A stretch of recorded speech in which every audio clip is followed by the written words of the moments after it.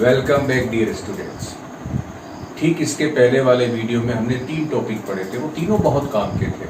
First था हमारे पास electrolysis of Bryan, यानी NaCl का इलेक्ट्रोलाइसिस हमने पढ़ा था, जिससे हमें 3 प्रोडक्ट मिले थे। सेकेंड हमने पढ़ा था बेकिंग सोडा और थर्ड हमने पढ़ा था वॉशिंग सोडा। ये 3 केमिकल्स वहाँ हमने पढ़ लिए। अब जो नए आज हमारे 3 टॉपिक हैं उनमें से 2 तो केमिकल्स है और एक केमिकल के साथ जुड़ा हुआ ही टॉपिक है वाटर ऑफ क्रिस्टलाइजेशन। तो कौन कौन से टॉपिक इस वीडियो में हम पढ़ने वाले हैं? फर्स्ट है ब्लीचिंग पाउडर, सेकंड है प्लास्टर ऑफ पेरिस और थर्ड एंड लास्ट है वाटर ऑफ क्रिस्टलाइजेशन। स्टार्ट करते हैं ब्लीचिंग पाउडर से। तो फर्स्ट आते हैं ब्लीचिंग पाउडर का मीनिंग क्या है। पाउडर को हटा दें तो पीछे बचा केवल ब्लीचिंग, और ब्लीचिंग का मतलब होता है कलर रिमूवल प्रॉपर्टी। यदि किसी केमिकल में किन्हीं दूसरों के कलर को डिसअपीयर करने का कैरेक्टर्स हो तो हम उस केमिकल को कहते हैं ब्लीचिंग, या हम उसे कहते हैं ये ब्लीचिंग एजेंट है, यानी ये दूसरों के कलर को उड़ा सकता है। तो ब्लीचिंग का जो मीनिंग है वो है colour removal property.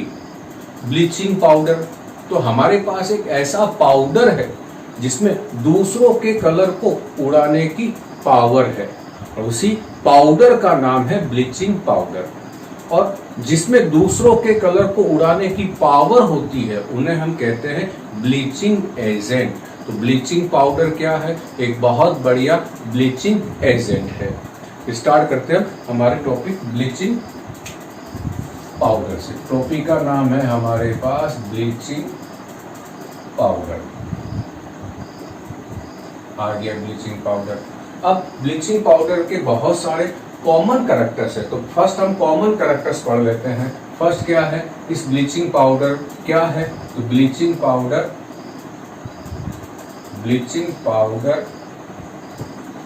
Is a bleaching agent है। अब सर ये ब्लीचिंग क्या है? ब्लीचिंग तो हम यहीं पर अटके हुए थे। ये है bleaching powder is a bleaching agent. क्या है? Colour removal property. प्रॉपर्टी जिनमें होती है, जिनमें किसी के कलर को उड़ाने की प्रॉपर्टी होती है उन्हें हम कहते हैं ब्लीचिंग एजेंट। और जो ब्लीचिंग पाउडर है वो बहुत बढ़िया ब्लीचिंग एजेंट है। सेकंड आते हैं, ये सब क्या है? इनके जनरल कैरेक्टर है, जनरल कैरेक्टर है ये सब। फर्स्ट हो गया। सेकंड, इसका जो नेम है केमिकल नेम, इसका केमिकल नेम ब्लीचिंग पाउडर नहीं है। ब्लीचिंग पाउडर तो इसका कॉमन नेम है। इसका जो केमिकल नेम है वो है कैल्शियम ऑक्सी क्लोराइड। अब नाम में इस बहुत सारा है और यहीं से आप इसका फॉर्मूला बना लोगे। तो क्या नेम है? Calcium oxy chloride. तो कैल्शियम का मतलब तो हमें मालूम है कैल्शियम है, ऑक्सी का मतलब एक ऑक्सीजन है और साथ में कौन है? क्लोराइड का मतलब 2 Cl है। ये इसका केमिकल फॉर्मूला हुआ CaOCl। ये केमिकल फॉर्मूला है, ये केमिकल नेम है, ये कॉमन नेम है। इसका एक और कॉमन नेम है और वो क्या है? क्लोराइड ऑफ लाइम, यानी लाइम का क्लोराइड है ये। अब ये नाम मैंने क्यों बताया? क्योंकि यदि आपको ये नाम याद है, क्लोराइड ऑफ लाइम जैसे बनाता स्लेक्ड लाइम, पिक लाइम, वैसे ये क्या है? क्लोराइड ऑफ लाइम है। ये नाम याद रखने से आपको क्या याद रहेगा? इसके प्रिपरेशन का मेथड। ये हमारे पास 3 जनरल कैरेक्टर्स हो गए हैं। अब आते हैं हम इसका सेकेंड, ये इसे ए मान लेते हैं, जनरल कैरेक्टर्स है हमारे पास। अब आता है बी। बी क्या है? प्रिपरेशन। किसका preparation? Preparation of bleaching powder. Short में लिख रहा हूं BP, ब्लीचिंग पाउडर का प्रिपरेशन। तो किससे करते हैं? यही आया था, मैंने आपको हिंट दिया था, लाइम से याद रखना। तो एक तो यूज क्या आएगा इसमें? एक तो यूज आएगी हमारे पास क्लोरीन गैस। सेकेंड यूज क्या आएगा? सेकेंड में बच्चों एक नाम जो है वो बहुत बार बच्चे भूल जाते हैं और वो है ड्राई। ड्राई जरूर लिखना, ड्राई स्लेक्ड लाइम।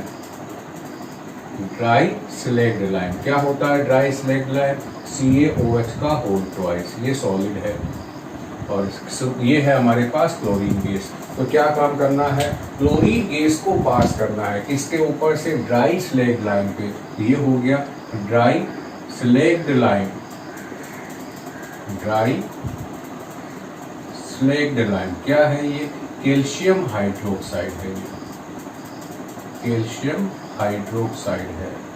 कैसा होता है ये, सॉलिड है, वाइट कलर का सॉलिड है। इसमें हम पाउडर है, पाउडर फॉर्म में होगा ये। इसमें हम क्या पास करें, क्लोरीन गैस। जो ही इस पे आप क्लोरीन गैस पास करेंगे तो इन दोनों के बीच केमिकल रिएक्शंस होगी और क्या बन जाएगा, ब्लीचिंग पाउडर। ये हमारा ब्लीचिंग पाउडर, साथ में क्या बनेगा, H2O। और यही जो ब्लीचिंग पाउडर है, यही क्या है, ब्लीचिंग एजेंट भी है। अब हम आगे चलते हैं, हमारा प्रिपरेशंस हो गया। ध्यान रखना प्रिपरेशंस में ये नाम याद रखोगे, क्लोराइड ऑफ लाइम। तो लाइम आ गया, क्लोराइड आ गया। लाइम कौन सा लिया, ड्राई स्लैग्ड लाइम लिया। क्लोराइड की जगह क्या याद रखना, क्लोरीन गैस पास करी, Cl2, क्या बन गया, ब्लीचिंग पाउडर बन गया है। अब आते हैं, ये तो इसका प्रिपरेशंस हो गया। अब आते हैं थर्ड। थर्ड क्या है, प्रॉपर्टीज ऑफ ब्लीचिंग पाउडर। वो सारी प्रॉपर्टीज काम की है। पहली प्रॉपर्टी क्या है, ब्लीचिंग पाउडर जो है वो वाइट कलर का सॉलिड है। वाइट जैसे कौन था, जैसे हमारे पास स्लैग्ड लाइन था, जैसे चूना होता है, चूने यानी स्लैग्ड लाइन। तो फर्स्ट अगला हमारे पास क्या कैरेक्टर्स है, प्रॉपर्टी है, प्रॉपर्टी ऑफ सी रेस, ये सी है हमारे पास, प्रॉपर्टी ऑफ ब्लीचिंग पाउडर। अब आ गई हमारे पास ब्लीचिंग पाउडर की प्रॉपर्टी। तो फर्स्ट प्रॉपर्टी क्या है, ये क्या है, वाइट पाउडर है, वाइट कलर का पाउडर है ये।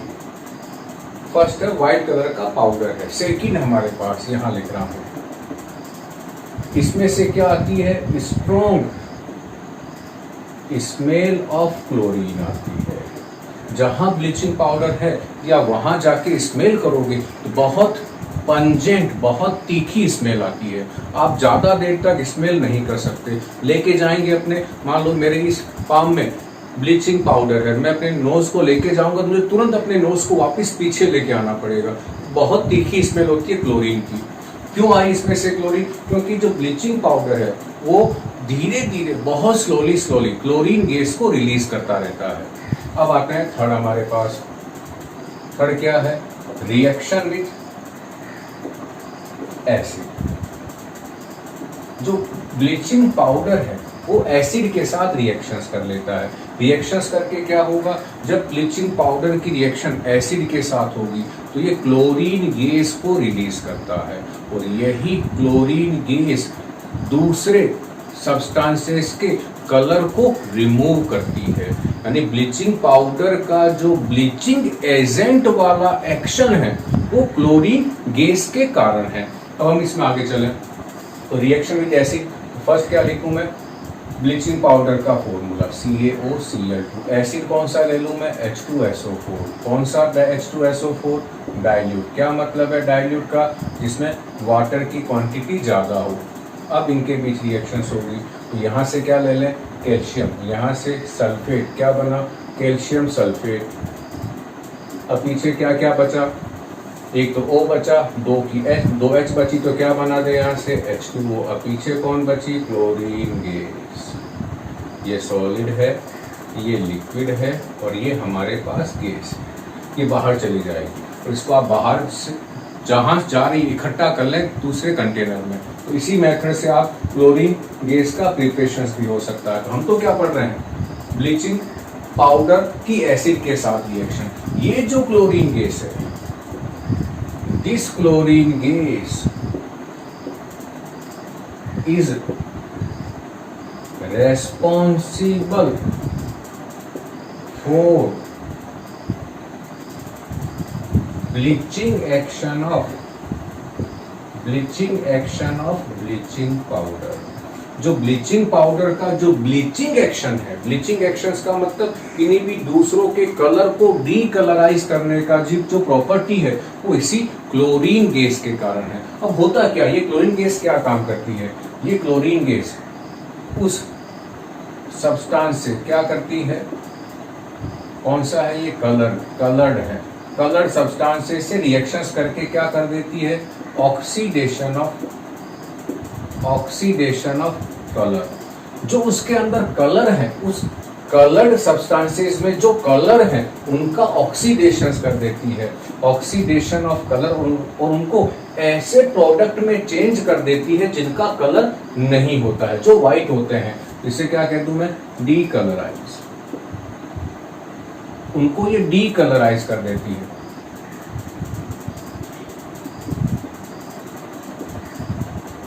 उनके कलर को उड़ा देती है। तो क्वेश्चन आता है कि ब्लीचिंग पाउडर का ब्लीचिंग एक्शन किसके कारण है? तो आंसर है क्लोरीन गैस के कारण। अब ये क्लोरीन गैस भी कैसे करती है, हम जल्दी से हम समझ लेते हैं। हमने पढ़ लिया है, ये ऑक्सीडेशन कर देती है कलर का, और हमें मालूम है जो अगलो का ऑक्सीडेशन करते हैं उन्हें हम क्या कहते हैं? Oxidizing agent. तो क्लोरीन गैस क्या है? ऑक्सीडाइजिंग एजेंट है। याद रखना, क्लोरीन कहाँ से आई? ब्लीचिंग पाउडर से आई। तो ब्लीचिंग पाउडर भी क्या है? ऑक्सीडाइजिंग एजेंट है। तो सर एजेंट बहुत सारे आ गए। ब्लीचिंग पाउडर ऑक्सीडाइजिंग एजेंट भी है और ब्लीचिंग एजेंट भी है, याद रखना। अब Cl2 गैस कैसे रिएक्शंस करती है? Cl2 गैस वाटर से या मॉइस्चर से रिएक्शंस करके HCl प्लस HOCl बनाती है। ये कैसे बने? वाटर के फॉर्मूले में 2 H है, 1 O है, एक H के साथ एक Cl को जोड़ दो तो क्या बना? HCl। अब बचा हुआ क्या है? OH। OH के साथ दूसरा Cl जोड़ दो, HOCl। ये जो HOCl है ये अनस्टेबल है, ये फिर किस में टूटता है? HCl प्लस O में। और ये जो O है ये क्या कर जाती है? उस दूसरे कलर से एड रिएक्शंस करके उसमें जुड़ जाती है, और जो ही O उस कलर से जुड़ेगी उस कलर का क्या हो जाएगा? ऑक्सीडेशन हो जाएगा। तो आपको ये याद रहता है तो बहुत बढ़िया है, लेकिन यहाँ याद नहीं रहता तो आपको ये याद रखना पड़ेगा कि जो ब्लीचिंग पाउडर है वो ऑक्सीडाइजिंग एजेंट भी है और ब्लीचिंग एजेंट भी है। इस ब्लीचिंग पाउडर का ऑक्सीडाइजिंग ब्लीचिंग एजेंट किसके कारण है? इस क्लोरीन गैस के कारण है। और ये रिएक्शंस ऐसे होती है। हमने क्या पढ़ लिए? 3 करैक्टर। चौथा और last character, bleaching powder real में क्या है? ब्लीचिंग पाउडर क्या है? A storage of chlorine gas, A store of chlorine gas. Chlorine gas का स्टोर है। क्यों है? क्योंकि हम क्लोरीन गैस को इजीली स्टोर नहीं कर सकते। यदि हमें क्लोरीन गैस को स्टोर करना है तो इसकी रिएक्शन किससे करवा दो? स्लेक्ड लाइम से करवा दो। तो क्या बना? एक केमिकल बन गया ब्लीचिंग पाउडर, और हम उस ब्लीचिंग पाउडर से जब चाहे वापस क्या रिलीज करवा सकते हैं? Chlorine gas. कैसे करवा सकते हैं? उसमें एसिड मिलाकर। तो ये हमारे 4 क्या हो गए हमारे पास? इनके प्रॉपर्टी हो गई। फर्स्ट प्रॉपर्टी क्या थी? व्हाइट पाउडर है, बहुत तीखी स्मेल आती है क्लोरीन की उसके अंदर से। थर्ड हमारे पास क्या थी? जब एसिड के साथ रिएक्शंस होती है तो ब्लीचिंग पाउडर अपना ब्लीचिंग एक्शन शो करता है, दूसरों के कलर को उड़ाने का काम। और फोर्थ क्या है? ब्लीचिंग पाउडर क्या है रियल में? स्टोर है क्लोरीन गैस का। अब हमारे पास ये हो गए इनके प्रॉपर्टी। अब लास्ट चलते हैं ब्लीचिंग पाउडर के यूज क्या क्या है। तो ब्लीचिंग पाउडर के जो यूज हैं आपके इसी स्क्रीन में बॉटम में देखें, एक एक करके यूज आ रहे हैं। तो फर्स्ट यूज क्या है इस ब्लीचिंग पाउडर का? फर्स्ट यूज है, मैं यहाँ से पढ़ रहा हूँ, आपके स्क्रीन के नीचे आ रहा है, वहां से आप देखें एक बार। फर्स्ट यूज है bleaching powder is used for bleaching. किन किन को ब्लीच करना है, किन किन के कलर को उड़ाना है? फर्स्ट है कॉटन और सेकंड है लाइनन। लाइनन क्या है? आजकल जो शर्ट आते हैं, जो व्हाइट कलर के शर्ट या जो कड़क कड़क से होते हैं कुछ, वो है लाइनन। तो कॉटन और लाइनन ये दोनों कहाँ बनते हैं? टेक्सटाइल इंडस्ट्रीज में बनते हैं। और वहाँ यदि आपको उनके ऊपर के कलर को उड़ाना हो तो आप क्या काम लेते हैं वहाँ पर? Bleaching powder. एक और कहाँ काम आता है? देखो तीसरा इसी के आगे लिखा हुआ है, पूरा पढ़ देता हूँ मैं इसको। Bleaching powder is used for bleaching cotton and लाइनन in textile industries and for bleaching wood pulp. Wood pulp का मतलब क्या है? जिससे पेपर बनता है। पेपर किससे बनता है? लकड़ी से बनता है। लकड़ी को पहले क्या करते हैं? NaOH में डालते हैं। ये NaOH का भी यूज था पेपर इंडस्ट्रीज में। NaOH में क्या काम होगा, इस लकड़ी का एक पल्प बन जाएगा, लिक्विड जैसा सिरप बन जाएगा। और अभी भी लकड़ी तो हमें मालूम है ब्राउन कलर की होती है, और जो हम पेपर बनाते हैं उसका कलर व्हाइट है। तो अब अगला काम क्या होगा, इस ब्राउन कलर के वुड पल्प के कलर को उड़ाने का काम। और ये काम कौन करेगा, ब्लीचिंग पाउडर। ब्लीचिंग पाउडर क्या काम करेगा, उसके ब्राउन कलर को डीकलराइज कर देगा। और तीसरा एक और केमिकल हमने पढ़ा था, वो था सोडियम कार्बोनेट। इसी वुड पल्प में ब्लीचिंग पाउडर डालने के बाद सोडियम कार्बोनेट ऐड करते हैं तो उसका कलर व्हाइट आ जाता है। चलिए हम तो यहाँ तक ही रुकते हैं। हमारे पास कहाँ कहाँ यूज आया ब्लीचिंग पाउडर का, कॉटन इंडस्ट्रीज में आएगा, लाइनन में आएगा और वुड पल्प में आएगा। और एक लास्ट एक और है, केवल हम नाम सुनते हैं ड्राई क्लीन। ड्राई क्लीन ये काम कहाँ होता है, लॉन्ड्री में होता है। लॉन्ड्री के अंदर जहाँ कपड़े ड्राई क्लीन होते हैं वहां पर भी क्लोरीन गैस का यूज होता है। तो देखो 3 तो कपड़े आ गए हैं, लॉन्ड्री कपड़ों का काम है, लाइनन, कॉटन, और 4th हमारे पास था वुड इंडस्ट्रीज में। तो सेकंड यूज हमारे पास है, bleaching powder is used for disinfecting of drinking water. Disinfecting का मतलब है कि यदि वाटर में बैक्टीरिया है या ऐसे जर्म्स है जिसको हमें डिस्ट्रॉय करना है, तो उस वाटर में एप्रोप्रिएट पोर्शन में ब्लीचिंग पाउडर मिला दें। ब्लीचिंग पाउडर मिलाते ही ये क्या काम करेगा, क्लोरीन को रिलीज करेगा। और क्लोरीन क्या काम करेगी, उस वाटर में जितने भी जर्म्स हैं उनको किल कर देगी। ये हमारे पास हुआ इसका सेकंड यूज। थर्ड यूज जो है वो हमें मालूम है, मैंने बताया था कि ब्लीचिंग पाउडर जो है वो रियल में ऑक्सीडाइजिंग एजेंट भी है। तो हम इस ब्लीचिंग पाउडर का use as a oxidizing agent के फॉर्म में भी कर सकते हैं। शायद यही इसका थर्ड यूज है। हाँ, इन मेनी केमिकल इंडस्ट्रीज। तो क्या खत्म हुआ हमारा, ब्लीचिंग पाउडर। क्या स्टार्ट होने वाला है हमारा पास अब ब्लीचिंग पाउडर के बाद, हम चलेंगे प्लास्टर ऑफ पेरिस पे। चलिए पीओपी पे चलते हैं। पीओपी क्या है, नाम पूरा इसका POP, plaster of Paris.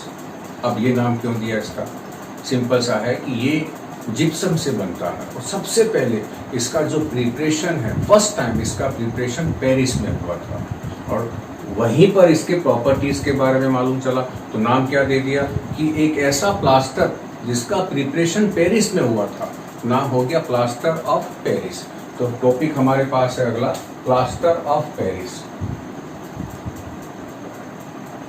Plaster of Paris. अब आते हैं इसके कुछ जनरल कैरेक्टर्स पढ़ लेते हैं। फर्स्ट क्या है इसका नेम, इसका कॉमन नेम यह है, ये तो पीओपी। इसका केमिकल नेम है calcium sulphate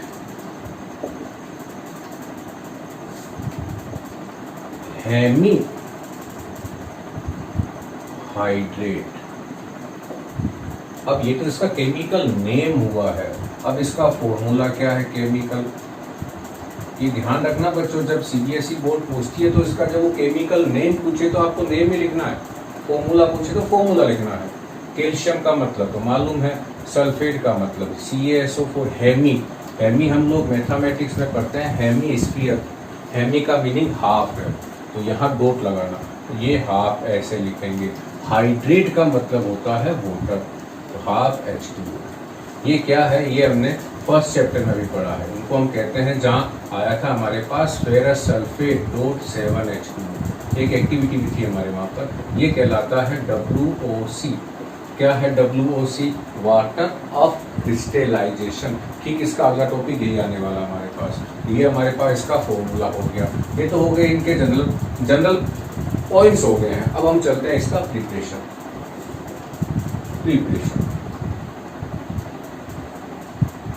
preparation of POP. POP का प्रिपरेशन सिंपल सा है। किससे होता है इसका प्रिपरेशन, जिप्सम से होता है। तो क्या करें हम, heating of, controlled heating of. अब ये वर्ड क्यों लिखाया, इसका मीनिंग अभी बताऊंगा आपको। Controlled heating of POP, controlled heating करनी है। और पीओपी ने कंट्रोल्ड हीटिंग ऑफ जिप्सम। अब सर जिप्सम क्या है, इसके बाद the temperature should be 100 degree Celsius. ये ध्यान रखना, 100 डिग्री सेल्सियस से ज्यादा नहीं होना चाहिए। अब अगला जिप्सम क्या है? जिप्सम भी यही है, पीओपी जैसा ही कुछ है। जिप्सम है हमारे पास CaSO4 2H2O। तो बताओ इसका नाम क्या होगा? ये नाम तो सेम आएगा, कैल्शियम सल्फेट, कैल्शियम सल्फेट। यहाँ हेमी क्यों लगा? क्योंकि हाफ था, हाइड्रेट का मतलब H2O है, यहाँ 2 है तो नाम हो जाएगा इसका कैल्शियम सल्फेट डाई। डाई का मतलब 2, डाई हाइड्रेट।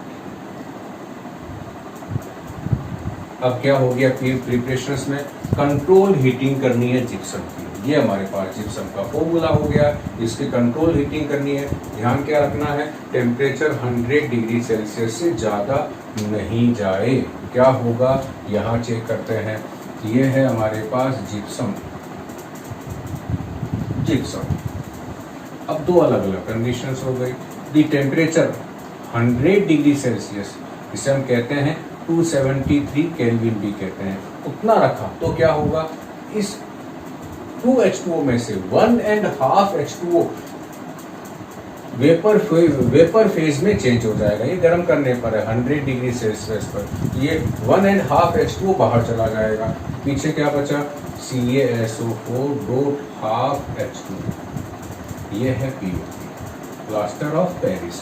यदि टेम्परेचर 100 डिग्री सेल्सियस से ज़्यादा हो जाए तो क्या बनेगा? सारे के सारे H2O बाहर चले जाएंगे और पीछे क्या बनेगा? Calcium sulphate plus 2H2O। ये 2H2O वेपोराइज हो गए गैस में, और यहाँ क्या लिखूंगा मैं? 1.5 H2O। ये गैस में चेंज हो गए। तो ये तो है पीओपी। इसे क्या कहते हैं? इसे कहते हैं डेड बर्न्ट प्लास्टर। ये है डेड बर्न्ट प्लास्टर और ये है पीओपी। इन दोनों की प्रॉपर्टी बिल्कुल अलग है। ये हमारे कुछ काम का नहीं है, ये तो एक तरह से जिप्सम ही बन गया वापस।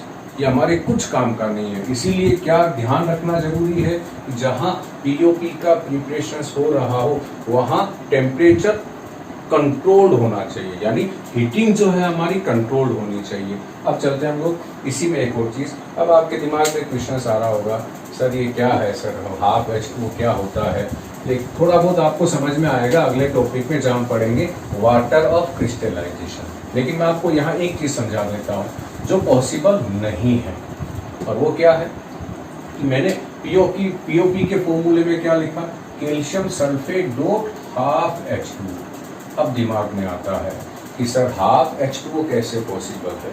रियल में ये फॉर्मूला सही नहीं है, ये फॉर्मूला पूरा सही नहीं है। ये सही तो है लेकिन जैसा पीओपी का फॉर्मूला होना चाहिए ये उस तरीके का नहीं है। तो इसमें है क्या? रियल में क्या है? ½ H2O कैसे पॉसिबल है किसी एक कैल्शियम सल्फेट के साथ? तो रियल में क्या चीज है? रियल में है 2 कैल्शियम सल्फेट के फॉर्मूले हैं, 2 कैल्शियम सल्फेट के फॉर्मूले हैं और इनके बीच एक H2O शेयर हो रहा है। ये है पीओपी।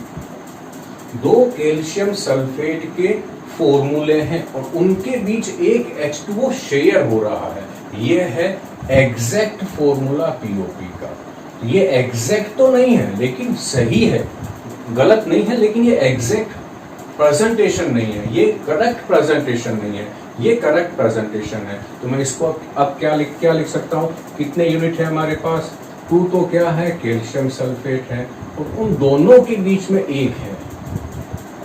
तो मैं क्या कह सकता हूं इसको कि एक्चुअल में 2 कैल्शियम सल्फेट फॉर्मूले के बीच एक H2O है, तो इफेक्टिवली एक के साथ कितना हुआ? आधा हुआ। तो इसको हम ऐसे इसीलिए लिखते हैं कि एक फॉर्मूले के साथ ½ H2O है।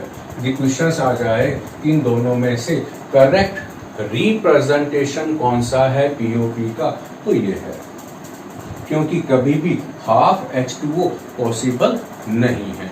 तो रियल में क्या है? 2 कैल्शियम सल्फेट के फॉर्मूले के साथ एक वाटर का मॉलिक्यूल शेयर्ड है।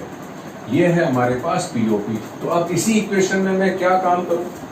इसी इक्वेशंस को मैं क्या चेंजेस कर दूं तो यहाँ पीओपी बन जाए। सबसे आसान काम क्या करें, यहाँ इस पूरी इक्वेशन पे, इस वाली पे, मैं इसकी बात कर रहा हूँ, इसकी, यहाँ इसकी बात नहीं कर रहा हूँ।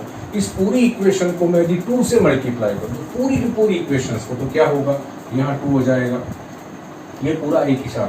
ये 2 हो गए तो कैल्शियम सल्फेट 2 हो गए, वाटर के मॉलिक्यूल एक में 2 है तो 2 में 4 हो जाएंगे। अब यहाँ क्या होगा, यहाँ भी 2 हो जाएगा, यहाँ 2 हो गया तो हमें मालूम है कि दो फॉर्मूले के साथ एक H2 यहाँ से हाफ हट जाएगा और यहाँ 1.5 की जगह क्या आ जाएगा, कितने वाटर के मॉलिक्यूल हुए टोटल 2 में 4 हो जाएंगे, तो यहाँ 1 तो यहाँ आ गया, यहाँ क्या हो जाएगा 3 हो जाएगा।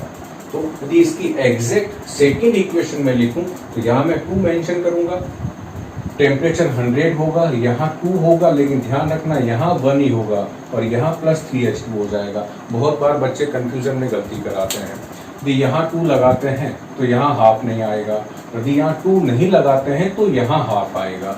दोनों ही पीओपी हैं, लेकिन ये फॉर्मूला इससे ज़्यादा बेटर है, ज़्यादा करेक्ट है। ये तो हो गया हमारे पास पीओपी और इसके प्रिपरेशंस। अब हम चलते हैं इसकी प्रॉपर्टी के बारे में। पीओपी की क्या क्या प्रॉपर्टीज है, तो पीओपी की ज़्यादा प्रॉपर्टीज नहीं है, बेसिक 2 ही प्रॉपर्टीज है और फिर इसके यूज बढ़िया है, पीओपी के यूज बढ़िया है। तो फर्स्ट हमारे पास जो इसकी प्रॉपर्टी है, हम उस पर चलते हैं, प्रॉपर्टी पे आ रहे हैं बच्चों। हम लोग प्रॉपर्टी हमारे पास है, प्रॉपर्टीज ऑफ पीओपी की प्रॉपर्टीज क्या क्या है। फर्स्ट वाइट पाउडर है, ब्लीचिंग पाउडर भी वाइट पाउडर था, ये भी वाइट पाउडर है। सेकंड ये काम का है, रिएक्शन विथ वाटर, ये काम का है। यदि पीओपी को, प्लास्टर ऑफ पेरिस को पानी के साथ मिक्स करके हाफ एन आवर तक छोड़ दिया जाए तो ये वापस दोनों के बीच रिएक्शंस होती है, दोनों कौन कौन, पीओपी और वाटर के बीच, और ये जिप्सम में चेंज हो जाता है और जिप्सम में चेंज होने पर ये हार्ड मास में चेंज हो जाएगा। पीओपी तो पाउडर था, सॉफ्ट पाउडर है, और जो जिप्सम है वो हार्ड पाउडर है। तो क्या है हमारे पास, रिएक्शन विथ एसिड में क्या होगा, पीओपी के साथ कौन, किसके साथ मिक्स कर दो, वाटर को, और कितने देर के लिए छोड़ दो, हाफ एन आवर के लिए। तो क्या होगा, इनके बीच रिएक्शंस होगी और किस में चेंज हो जाएगा, जिप्सम में। ये इसका बेसिक कैरेक्टर्स है। तो अब मैं यहाँ इसकी रिएक्शंस लिखता हूँ। पीओपी का फॉर्मूला ये रहा हमारे पास, CaSO4 calcium sulphate 2 half H2O। Water मैं कह रहा हूँ आपको कि जिप्सम में चेंज होगा, तो जिप्सम का फॉर्मूला में मालूम हमें 2H2O आता है यहाँ पर। तो यहाँ मैं कितना वाटर के मॉलिक्यूल लिखूँ तो इनको मिला के 2 हो जाएंगे। ये हाफ है, यहाँ लिख देते 1.5 H2O, ये 1.5 और ये हाफ मिला के 2 हो जाएंगे। इनके बीच केमिकल रिएक्शंस होगी और ये बन गया CaSO4 2H2O। ये क्या था हमारे पास, पीओपी था। ये क्या था, पाउडर फॉर्म में था। ये क्या है हमारे पास, जिप्सम है।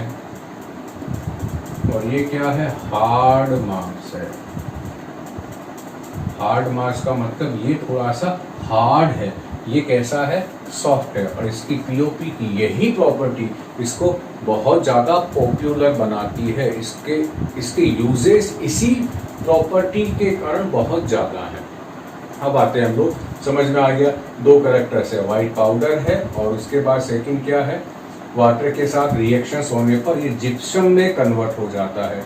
जिप्सम क्या है हमारे पास, हार्ड मास है। और इस प्रोसेस को बोलते हैं सेटिंग ऑफ पीओपी। सेटिंग का मतलब सेटिंग ऑफ सीमेंट भी होती है, वैसे सेटिंग ऑफ पीओपी है। अब मेन क्वेश्चन आता है यहाँ पर, हमें मालूम है पीओपी की रिएक्शंस वाटर के साथ हो जाती है। यदि किसी गोडाउन में, किसी दुकान के गोडाउन में पीओपी के बैग्स रखे हुए हैं और वहाँ उसके आसपास बहुत ज़्यादा मॉइस्चर्स हो जाए तो क्या होगा, पीओपी, उन पीओपी के बेग्स उस मॉइस्चर्स के कांटेक्ट में आ गए तो पीओपी जो है वो उस वाटर के मॉइस्चर्स के साथ रिएक्शंस करके जिप्सम में कन्वर्ट हो जाएगा। इसलिए क्या ज़रूरी है कि पीओपी के बेग जहाँ भी स्टोर हों वो एटमॉस्फेयर, वो क्लाइमेट, वो जहाँ एरिया है वो मॉइस्चर्स प्रूफ होना चाहिए। मॉइस्चर्स प्रूफ नहीं होगा तो वो मॉइस्चर्स पीओपी के साथ रिएक्शंस करके जिप्सम में कन्वर्ट हो जाएगा। ध्यान रखना बच्चों, ये क्वेश्चंस बहुत बार आता है। हाँ, तो ये हमारे क्या खत्म हो गए, जिप्सम पीओपी के प्रॉपर्टीज हो गई है। अब लास्ट आते हैं हम लोग किसमें है, और वो है पीओपी की एप्लीकेशंस। पीओपी की एप्लीकेशंस बढ़िया है। अब देखें आपके बॉटम पे आई है पीओपी की पहली एप्लीकेशंस। आप स्क्रीन पे देखें क्या आई है, plaster of Paris is used in hospitals for setting fractured bones in right position. यदि किसी व्यक्ति का बोन में फ्रैक्चर हो गया है या वो क्रैक हो गई है तो अब उसको जरूरी है कि उसका जब बोन का वापस जॉइंट हो तो वो एग्जैक्ट पोजीशन पर हो, और इस एग्जैक्ट पोजीशन पर उसके जॉइनिंग के लिए हम किसका यूज लेते हैं, पीओपी का। कैसे यूज लेते हैं, मान लो कि मेरी ये जो बोन है, ये मेरे हैंड की बोन जो है कहीं से क्रैक हो गई है, तो जहाँ क्रैक हुई है वो उसकी राइट पोजीशन में जॉइनिंग के लिए यहाँ जो बैंडेज लगाते हैं, उसमें बैंडेज लगाने के साथ साथ एक कंटेनर में पीओपी और पानी के मिक्सचर्स को रखते हैं। थोड़ी सी बैंडेज लगाई, फिर उसके ऊपर पीओपी लगा देते हैं, जो पीओपी प्लस वाटर के मिक्सचर्स को लगा देते हैं, फिर उसको बैंडेज लगाते हैं, फिर पीओपी का जो पेस्ट है वो वहाँ पे लगा दिया। ऐसा करने से होगा क्या कि जब ये पीओपी ड्राई होगा, सूख जाएगा, तो ये हार्ड हो जाएगा। हार्ड होने पर उसके अंदर की जो बोन है, जो हैंड है, वो मूव नहीं करेगा, और मूव नहीं करेगा तो फ्रैक्चर्ड बोन्स एग्जैक्ट पोजीशन पे जाके ज्वाइन हो जाएगी। आजकल तो बहुत सारे ऐसे बैंडेज मिलते हैं जिनमें पहले से पीओपी लगा हुआ आता है, बस आपको केवल उसको वाटर में डिप करना है, उस बैंडेज को लगाते जाना है। इसीलिए तो कहते हैं कि यदि किसी की बोन फ्रैक्चर्ड हो जाती है तो हम उसके बाद कहते हैं प्लास्टर करवा लिया क्या। रियल में वो प्लास्टर वर्ड जो आया है वो प्लास्टर ऑफ पेरिस से आया है।